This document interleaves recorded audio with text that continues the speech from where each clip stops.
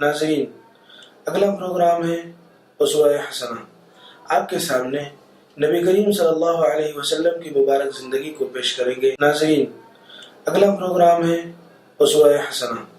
آپ کے سامنے نبی کریم صلی اللہ علیہ وسلم کی مبارک زندگی کو پیش کریں گے۔ بسم اللہ الرحمن الرحیم، نحمده ونصلي ونسلم على رسوله الكريم، اما بعد، قال الله تبارك وتعالى في كلامه المجيد، اعوذ باللہ من الشیطان الرجیم، بسم اللہ الرحمن الرحیم، لقد كان لكم في رسول الله اسوة حسنة الى آخر آیہ۔ رب اشرح لي صدری ويسر لي امری واحلل عقدة من لسانی يفقهوا قولی۔ اللهم صل على محمد وعلى آل سيدنا محمد وبارك وسلم۔ اللهم صل على محمد كلما ذكره الذاكرون وصل على محمد كلما غفل عن ذكره الغافلون۔ عزیزان محترم، خواتین اسلام، آج کا موضوع اسوہ رسول اکرم صلی اللہ علیہ وسلم کے ایک وسیع ترین عنوان میں سے ایک موتی کو ہم چن کر لائے ہیں اور اسی کو سلسلہ وار انشاءاللہ عرض کرنے کا تہیہ ہے۔ وہ ہے رسول اکرم صلی اللہ علیہ وسلم کے صحابہ کرام کے سوالات اور آپ صلی اللہ علیہ وسلم کے جوابات۔ یہ جو سلسلہ ہے صفحہ بیت المال کی جانب سے اسوہ رسول اکرم صلی اللہ علیہ وسلم کو بیان کرنے کا، ظاہر بات ہے اسوہ رسول ایک وسیع عنوان ہے اور اس پر ایک بیٹھک میں بات کرنا اور اس پر کلام کرنا ناممکن ہے۔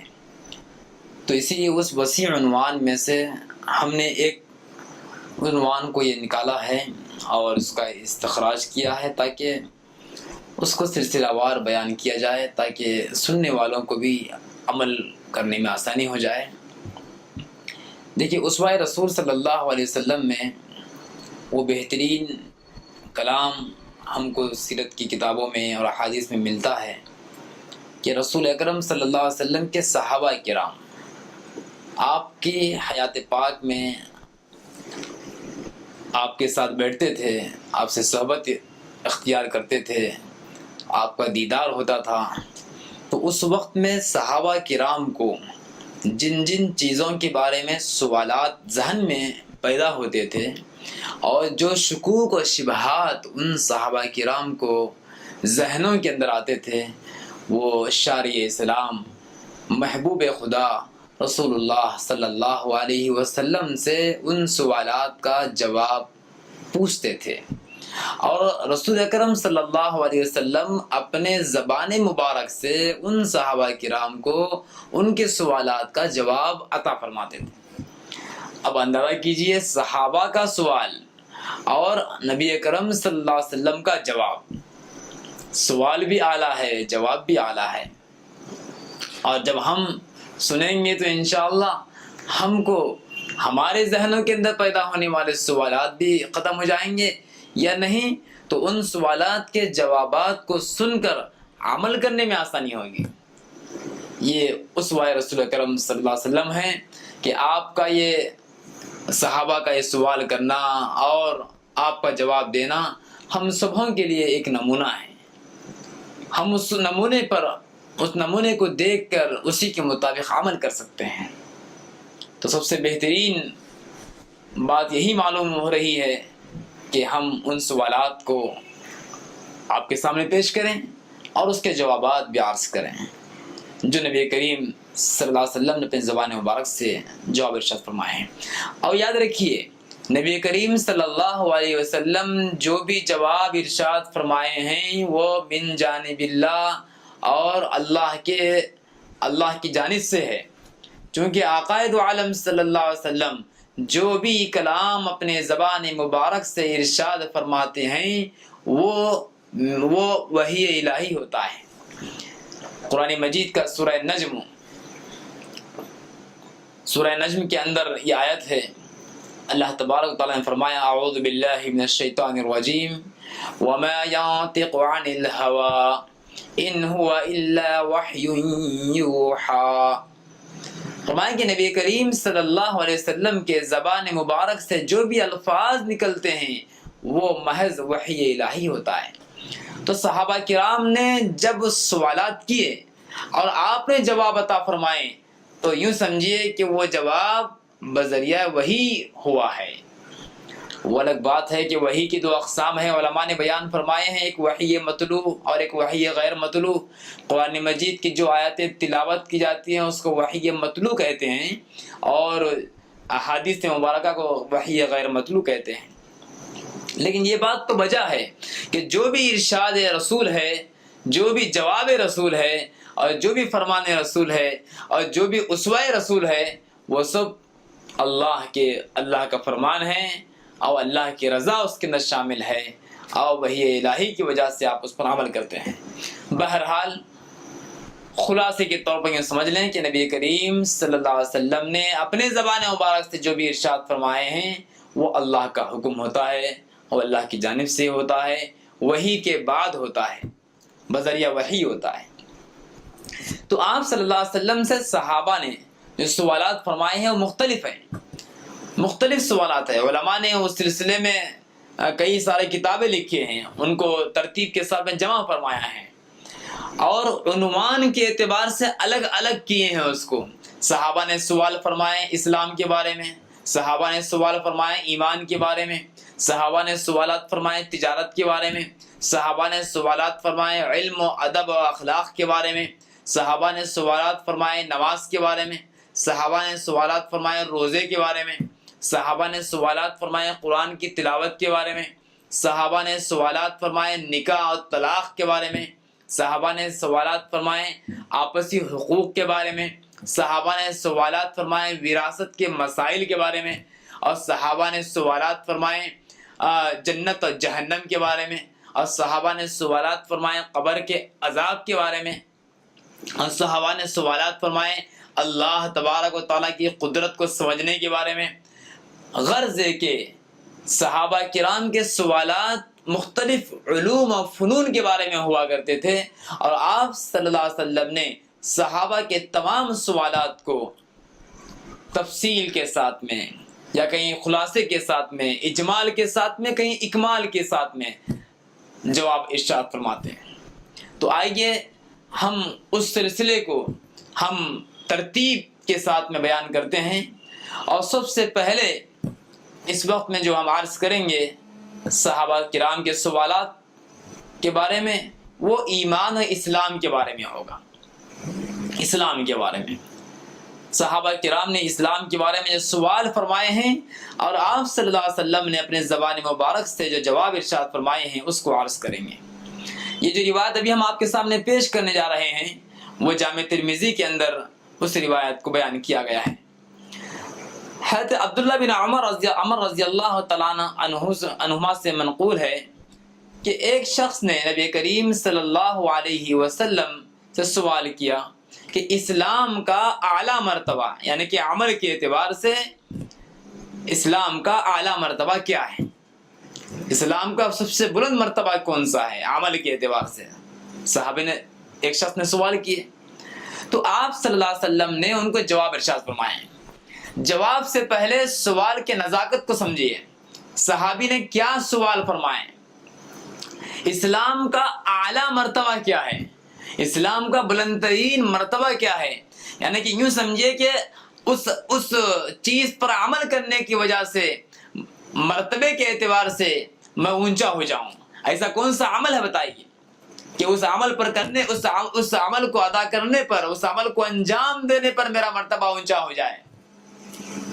قربان جائیں صحابہ کرام پر، قربان جائیں صحابہ کرام پر کہ صحابہ کرام کی فکر اور حرص اس بات کی ہوا کرتی تھی کہ وہ اسلام کے اندر اعلیٰ مرتبے والے ہو جائیں اور اعمال کے اندر اعلیٰ مرتبے والے عمل کریں اور اعلیٰ مراتب کو پائیں اور اعلیٰ چیز انجام دے کر اور اچھے اچھے کام انجام دے کر اور بلند ترین اعمال کو انجام دے کر مقام بھی بلند ترین بنائیں.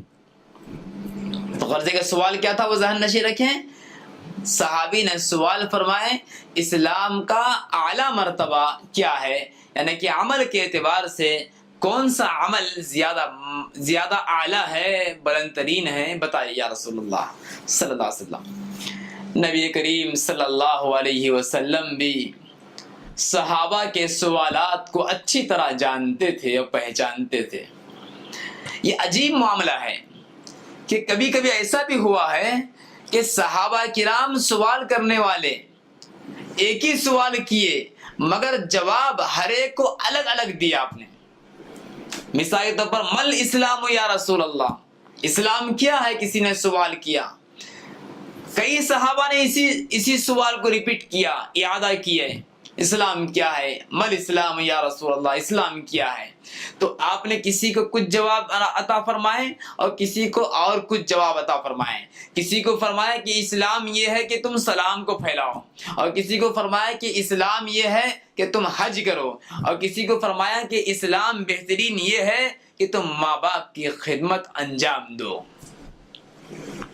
اب غور کیجئے، سوال ایک، جواب کئی نمونے کا، سوال ایک ہی ہو رہا ہے مگر جواب الگ الگ ہے۔ ایسا کیوں؟ یاد رکھیے پیغمبر صلی اللہ علیہ وسلم بہت دور اندیش ہوتے ہیں، اور پیغمبر صلی اللہ علیہ وسلم ہر ایک کے مزاج کو اور ہر ایک کی فطرت کو اچھی طرح جانتے ہیں، حکمت سے بھرپور ہوتے ہیں، انبیاء کرام صاحب حکمت ہوتے ہیں۔ اسی لیے قرآن مجید میں جہاں نبی کریم صلی اللہ علیہ وسلم کے اوصاف کو بیان فرمایا ہے، وہیں پر یہ فرمایا کہ وَيُعَلِّمُهُمُ الْكِتَابَ وَالْحِكْمَةَ، کہ نبی کا کام یہ ہوتا ہے کہ وہ لوگوں کو کتاب اللہ کی آیتیں پڑھ پڑھ کر سکھاتے ہیں، سناتے ہیں، اور ان کو کتاب کے احکامات کو سناتے ہیں، سکھاتے ہیں، اور ساتھ ہی ساتھ حکمت کی باتیں بھی ان کو سکھاتے ہیں۔ جب حکمت کی باتیں سکھاتے ہیں تو خود صاحب حکمت ہی ہوں گے، صاحب حکمت ہی حکمت کی باتیں سکھاتے ہیں۔ تو چنانچہ آپ صحابہ کرام کے ایک سوال پر ہر ایک کو جواب الگ الگ۔ ایسا کیوں؟ یاد رکھیے مخاطب کے ذہن کو سامنے رکھ کر مخاطب کی رعایت کرتے ہوئے آقا دو عالم صلی اللہ علیہ وسلم جواب عطا فرماتے تھے۔ آنے والا کس چیز کے اندر خامی، آنے والے شخص میں کس چیز کے اندر خامی ہے، اس چیز کو دور کرتے تھے اور اس اعتبار سے آپ جواب عطا فرماتے تھے۔ چنانچہ ابھی جو صحابی سوال کر رہے ہیں ان کو آپ کیا جواب ارشاد فرماتے ہیں، دیکھیے صحابی نے کیا سوال فرمایا ہے وہ ذہن میں رکھیں۔ اسلام کا اعلیٰ مرتبہ کیا ہے، یعنی کہ ایسا کون سا عمل ہے جس پر میں عمل کر کے یا رسول اللہ صلی اللہ علیہ وسلم اعلیٰ مقام پا سکوں۔ تو سب سے پہلے آقا نے جو جواب ارشاد فرمائے وہ فرمایا کہ تم کھانا کھلاؤ، کھانا کھلاؤ، اور دوسری بات آپ ارشاد فرمائیں ہر اس شخص کو سلام کرو جس کو تم جانتے ہو یا نہ جانتے ہو۔ دو چیزیں آپ نے ارشاد فرمائیں۔ اسلام کا اعلیٰ ترین رتبے کو پانے کا سوال کیا جا رہا ہے تو آقا دو عالم صلی اللہ علیہ وسلم دو چیزیں ارشاد فرماتے ہیں کہ اگر تم اسلام کا اعلیٰ مرتبہ اگر پانا چاہتے ہو تو کھانا کھلاؤ، اور نمبر دو سلام کرنے کا اہتمام کرو۔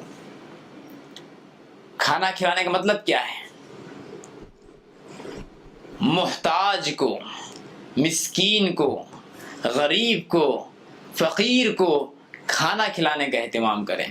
جو مال اللہ تبارک و تعالیٰ نے اپنے کو دیا ہے اس مال میں سے کچھ غریبوں کا حصہ نکالیں۔ ایک تو فرض جو زکوٰۃ دینا ہے وہ تو نکالنا ہے ہی، اور دوسرا صدقات نافلہ اور خیرات جتنا ہو سکے اتنا کرتے رہیں۔ ایسا نہ ہو کہ خود جو مال آیا خود کھا رہے ہیں اور دوسروں کی فکر نہیں کرتے، دوسروں کا خیال نہیں کرتے۔ یہ غلط بات ہے، یہ غلط نظریہ ہے۔ ایسا نظریہ انسان کا نہیں ہونا چاہیے۔ جو مال اللہ نے دیا ہے وہ مال ہمارے پاس امانت ہے، اس کو غریبوں میں صدقہ کریں۔ گویا کہ خدمت خلق کے بارے میں آپ نے ارشاد فرمایا کہ تم اپنے اپنے مال میں سے خدمت خلق کیا کرو کہ تنگ دستوں کو اور محتاجوں کو کھانا کھلایا کرو۔ بہت بڑا عمل ہے، بہت بڑا عمل ہے، محتاجوں کو کھانا کھلانا بہت بڑا عمل ہے۔ یاد رکھیے، قرآن مجید کی وہ آیت ابھی یاد آئی، قیامت کے دن جب جنتی لوگ جنت میں جائیں گے اور جہنمی لوگ جہنم میں جائیں گے، تو وہاں پر جنتی لوگ کچھ سوال کریں گے، اللہ تعالیٰ سے چاہیں گے کہ اے اللہ، دنیا میں چند لوگ ہمارے ساتھ اٹھتے بیٹھتے تھے، وہ آج یہاں ہمارے ساتھ جنت میں نہیں ہیں، ذرا ان سے ملاقات کرا دیجئے تاکہ ہم کچھ ان سے گفتگو کر لیں۔ تو اللہ تبارک و تعالیٰ ان کو جنت میں بات کرنے کا موقع عطا فرمائیں گے، اور یہ کہا جائے گا کہ وہ جو تمہارے ساتھ دنیا میں بیٹھا کرتے تھے وہ آج تمہارے ساتھ جنت میں نہیں ہیں، وہ تو جہنم میں جل رہے ہیں۔ فی جنات یتساءلون عن المجرمین۔ تو اللہ تبارک و تعالیٰ ان جنتیوں کو، ان جہنمیوں کو آپس میں بات کرنے کا موقع عطا فرمائیں گے۔ تو جنتی لوگ ان جہنمیوں سے کچھ سوال کریں گے۔ کیا کیا سوال کریں گے وہ تفصیل عرض کرنے کا یہ موقع نہیں ہے، میں صرف ایک بات لوں گا جو ہمارے عنوان سے منسلک ہے۔ فی جنات یتساءلون عن المجرمین ما سلککم فی سقر قالوا لم نک من المصلین ولم نک نطعم المسکین۔ فرمایا کہ جنتی لوگ آپس میں ایک دوسرے سے سوال کریں گے، ان مجرمین سے پوچھیں گے، یتساءلون، مجرمین سے پوچھیں گے، کیا پوچھیں گے؟ ما سلککم فی سقر، کہ تم کو جہنم میں کس چیز نے ڈالا، کون سے عمل نے تم کو جہنم میں ڈال دیا، ایسا کون سا برا کام تم کیا کرتے تھے دنیا میں جس کی وجہ سے تم جہنم میں چلے گئے۔ تو وہ جہنمی لوگ جہنم میں جانے کے اسباب اور ان اعمال کو بیان کریں گے جس عمل کو کرنے کی وجہ سے اللہ تبارک و تعالیٰ نے ان کو جہنم رسید کیا۔ سب سے پہلے بتائیں گے وہ لوگ، قالوا لم نک من المصلین، فرمایا کہ ہم نماز پڑھنے والے نہیں تھے۔ جہنمی لوگ کہیں گے کہ جہنم میں جانے کا پہلا سبب یہ بنا کہ ہم دنیا میں نماز نہیں پڑھتے تھے۔ وَلَمْ نَكُ نُطْعِمُ الْمِسْكِينَ، اور دوسری بات کہیں گے وہ جہنمی لوگ کہ ہم مسکینوں کو کھانا نہیں کھلاتے، ہمارے پاس سب کچھ تھا، اللہ کا دیا بہت کچھ تھا، مگر ہم اپنے مال میں سے غریبوں کا حصہ نہیں نکالتے تھے اور ان کو کھانا نہیں کھلاتے تھے، اسی لیے ہم کو جہنم میں ڈالا گیا۔ اس کے علاوہ بہت ساری باتیں، اس کے علاوہ اور بھی کچھ سوالات اور بھی کچھ جوابات دیں گے اور جہنم میں جانے کے اسباب بیان کریں گے، وہ اس وقت میں عرض کرنے کا موقع نہیں ہے۔ اگر کسی کو دیکھنا ہو تو 29ویں پارے کی تفسیر آپ دیکھ لیں، اس میں آپ کو تفسیر مل جائے گی۔ غرضے کے عرض کرنے کا مفہوم یہ ہے کہ جہنم میں جانے کے اسباب میں سے ایک سبب یہ بنا کہ وہ غریبوں کو، محتاجوں کو کھانا نہیں کھلاتے۔ آقا دو عالم صلی اللہ علیہ وسلم نے بھی یہ صحابی کے سوال کے جواب میں یہ ارشاد فرمایا کہ اگر تم چاہتے ہو کہ اسلام کا اعلیٰ مرتبہ پا جاؤ اور عمل کے اعتبار سے بہترین عمل تم کرنے والے بن جاؤ تو سب سے پہلے کھانا کھلاؤ۔ اپنے ہانڈی میں بنا ہوا سالن اور اپنے بھگونے میں بنا ہوا کھانا، چاول یا روٹی، جو کچھ بھی ہوتا ہے اس میں غریب کا حصہ نکال، نمبر 1۔ اور نمبر 2 بات آپ نے ارشاد فرمایا وہ یہ ہے کہ سلام کو خوب پھیلاؤ، سلام کو رواج دو۔ آقا دو عالم صلی اللہ علیہ وسلم کے اسوہ مبارکہ میں جو اہم ترین عمل اور اہم ترین نمونہ ہم کو ملتا ہے وہ یہی ملتا ہے کہ آپ صلی اللہ علیہ وسلم سلام کرنے میں پہل فرما دیتے۔ اسی لیے صحابی کو بھی آپ نے یہ ارشاد فرما رہے ہیں، یہ نصیحت فرما رہے ہیں کہ اگر تم اعلیٰ مرتبہ پانا چاہتے ہو تو سلام کرو، چاہے تم جانتے ہو چاہے نہ جانتے ہو۔ ان تعریف و ان لم تعریف، صحیح بخاری کے اندر روایت موجود ہے کہ تم ہر ایک کو سلام کرو، اگر وہ مسلمان ہے بس کافی ہے، اس کو پہچاننے کی ضرورت نہیں ہے کہ وہ ہمارے محلے کا ہے، غیر محلے کا ہے، ہمارے بھائی ہے، رشتہ دار ہے، خاندان کا ہے، نہیں ہے کوئی پرواہ نہیں ہے، بس اتنا ہے کہ اگر وہ مسلمان ہیں بس اس کو سلام کرو، السلام علیکم ورحمۃ اللہ، السلام علیکم ورحمۃ اللہ وبرکاتہ۔ سلام کرنے کا رواج عام کرنا چاہیے۔ تو آقا دو عالم صلی اللہ علیہ وسلم نے دو چیزیں ارشاد فرمائیں، اور اس زمانے میں ان دو چیزوں پر عمل بہت کم ہوتا جا رہا ہے۔ ہر انسان کو اپنے پیٹ کی فکر پڑی ہوئی ہے، غریب کا خیال کرنے کی فکر بہت کم ہوتی جا رہی ہے۔ اللہ ماشاء اللہ بہت سارے لوگ ایسے بھی ہوں گے، لیکن عمومی بات بتائی جا رہی ہے کہ ہر انسان اپنے پیٹ کی فکر میں لگا ہوا ہے، اپنے جیب کی فکر میں لگا ہوا ہے، کیا اچھا ہوگا آقا دو عالم صلی اللہ علیہ وسلم کی اس اسوہ حسنہ پر عمل کیا جائے، اور آپ کے اس ارشاد مبارک پر عمل کیا جائے کہ پہلے غریبوں کا خیال کیا جائے، فقیروں کا خیال کیا جائے۔ آقا دو عالم صلی اللہ علیہ وسلم کے اسوہ اور آپ کے حالات میں یہ بات ملتی ہے۔ آپ نے گزشتہ بھی سنا ہوگا کہ آپ اپنے گھر کے اندر کھانے پینے کی کوئی چیز نہیں رکھتے، صرف کھجور اور پانی پر آپ کا گزارا ہو رہا ہے، لیکن انفاق کا یہ عالم ہے کہ آپ کے پاس جب بھی مال آتا ہے اور مال غنیمت آتا ہے، فتوحات آتے ہیں، تو فوراً اس کو تقسیم فرما دیں۔ تو یہ اسوہ ہے آپ کا، اور اسی اسوے کو اپنانے کی ضرورت ہے کہ ہم بھی غریبوں کا خیال کرتے رہیں اور دوسروں کو کھانا کھلانے کی فکر کرتے رہیں۔ کھانا کھلانے کا مطلب صرف یہ نہیں کہ جو ہے صرف پکا ہوا کھانا کھلا دیں، مطلب یہ ہے کہ ان کی ضرورت کو پورا کیا جائے، اور سلام کا رواج عام کریں، چھوٹے بچوں کو بھی سلام کرنے کی عادت ڈالیں۔ ایک مرتبہ کا واقعہ ہے، سرکار دو عالم صلی اللہ علیہ وسلم کی محفل میں صحابہ کرام بیٹھے ہوئے تھے۔ ایک بچہ جو ایک صحابی کے بچے تھے، چھوٹا بچے تھے، وہ بغیر سلام کیے ہوئے آ کے مجلس میں بیٹھ گئے۔ تو آقا دو عالم صلی اللہ علیہ وسلم کا اسوہ یہ ہے، اور آپ کا طریقہ یہ ہے کہ جب بھی کوئی ایسی چیز دیکھتے آپ جو اصلاح کے قابل ہو تو آپ فوراً ارشاد فرماتے یا ہدایت فرماتے۔ وہ بچے کو آپ نے ارشاد فرمایا کہ دیکھو بیٹا تم باہر جاؤ اور سلام کر کے آؤ۔ وہ بچے کو باہر بھیجا، وہ بچہ باہر جا کے السلام علیکم ورحمۃ اللہ وبرکاتہ کہہ کے اندر آگے بڑھ گئے۔ تو معلوم یہ ہوا کہ بچوں کو سلام کرنے کی عادت ڈالنے کی آپ کیسی تربیت فرما دیتے ہیں۔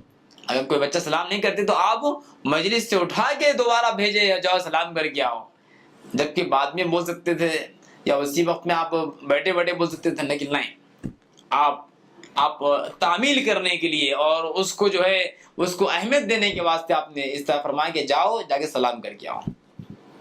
تو غرض ہے کہ جب یہاں پر صحابی نے سوال کیا کہ اعلیٰ اسلام کیا ہے، تو آپ نے جواب ارشاد فرمایا کہ اعلیٰ اسلام یہ ہے، اور اسلام کا اعلیٰ درجہ یہ ہے، اعلیٰ عمل یہ ہے کہ غریبوں کا خیال کیا جائے، محتاجوں کو کھانا کھلایا جائے، اور سلام کرنے کی عادت ڈالیں۔ سلام کرنے میں بعض غلطیاں ہوتے ہیں آج کے زمانے میں، السلام علیکم ایسے الفاظ استعمال کرتے ہیں۔ الفاظ اچھے استعمال کرنا چاہیے، السلام علیکم ورحمۃ اللہ وبرکاتہ، یہ صحیح الفاظ ہے، ایسے انداز سے یہ الفاظ استعمال کرنا چاہیے۔ اور اس کے علاوہ جو دوسرے جو الفاظ ہیں، دیکھیے اسلام کا یہ نبی کریم صلی اللہ علیہ وسلم کی تعلیمات میں یہ بات ہم کو ملتی ہے کہ جب سلام کیا جائے تو ایسے انداز سے سلام کریں، السلام علیکم ورحمۃ اللہ۔ اس کے علاوہ جو الفاظ ہیں اس کو آقا نے پسند نہیں فرمایا۔ اور یہ جو سلام کے جو الفاظ ہیں اس کے اندر جامعیت ہے، ہر انسان کو سلامتی چاہیے، اور ہر انسان کو اللہ کی رحمت چاہیے، اور ہر انسان کو برکت چاہیے۔ یہ تینوں چیزیں سلامتی، رحمت اور برکت سلام کے اندر موجود ہے، لہذا ان دو چیزوں پر عمل کرنا چاہیے۔ آقا دو عالم صلی اللہ علیہ وسلم کا یہ اسوہ ہے، آپ کا طریقہ بھی ہے اور آپ کا فرمان بھی ہے کہ محتاجوں کو کھانا کھلایا جائے اور سلام کو عام کیا جائے۔ تو یہ تھی تفصیل جو ایک صحابی کا سوال تھا اور آپ کا جواب تھا۔ سوال یہ تھا کہ اسلام کا اعلیٰ مرتبہ کیا ہے، تو آپ نے جواب ارشاد فرمایا اسلام کا اعلیٰ مرتبہ یہ ہے، بہترین عمل یہ ہے کہ کھانا کھلائیں محتاجوں کو اور سلام کرنے کا رواج عام کریں۔ اللہ تعالیٰ سے دعا ہے ہم سب کو عمل نصیب فرمائے۔ یا وجیہ الدین والکرم يا وجيه الدين والكرم وحليف العلم والحكم نبي نبي نبي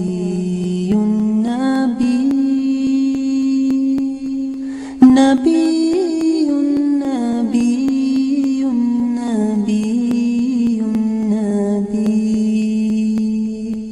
چھوٹے پن جاؤ، نیچے جھک جاؤ، نیچے پڑ جاؤ، تاکہ اللہ پاک پچھلے سال کے سارے گناہوں پر قلم پھیر۔ رمضان کا مطلب ہے جل جانا، رمضان رمضان یرمضو جل جانا۔ تو رمضان کے مہینے کا نام رمضان کیوں رکھا گیا ہے کہ اس میں اللہ تعالیٰ پچھلے سال کے سارے گناہوں کو جلا کے ختم کر دیتا ہے، اس لیے روزے کے مہینے کا نام رمضان رکھا گیا ہے۔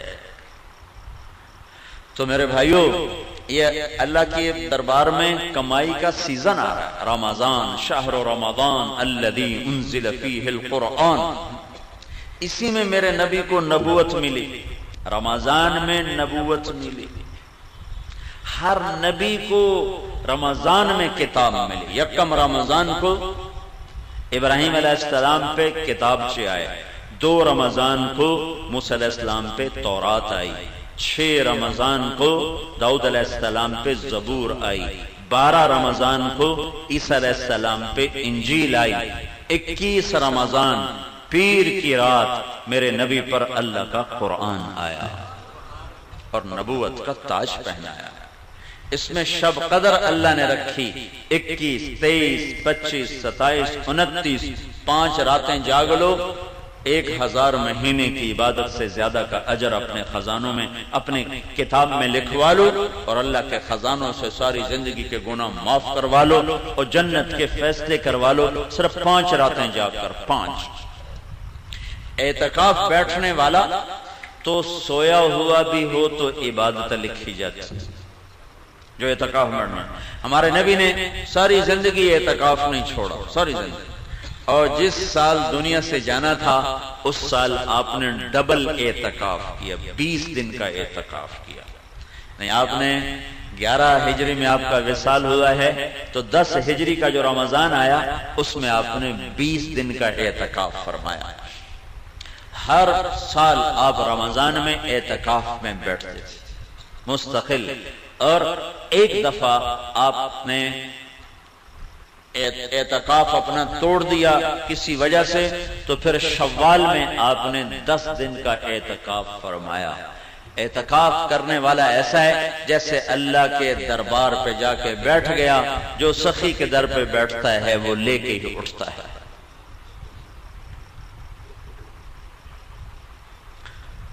تو رات کی عبادت تراویح کی شکل میں، دن کی عبادت روزے کی شکل میں۔